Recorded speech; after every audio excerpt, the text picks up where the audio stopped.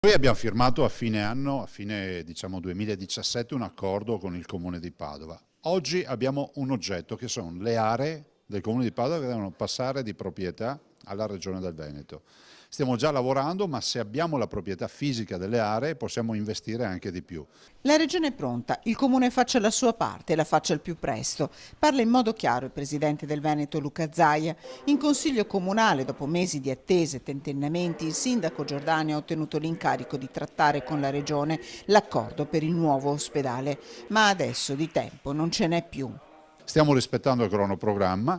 La delibera della Trassera in Consiglio Comunale non è risolutiva perché poi noi dovremo firmare un accordo di programma con tutti gli attori e quindi Università di Padova, Provincia, Comune, insomma tutti gli attori che ci sono, anche quelli che non ho citato. Quindi per noi è fondamentale trasferimento subito delle aree da un lato per essere ancora più operativi. La casa te la fai se sai già dove farla e se comunque ci puoi calpestare quel suolo. Due, la firma dell'accordo di programma. Tempo prezioso perso sinora, insomma. Lo dice a chiare lettere il governatore, che abbatte anche tutti i paletti messi dalle anime che sostengono la giunta Giordani, a partire da Coalizione Civica.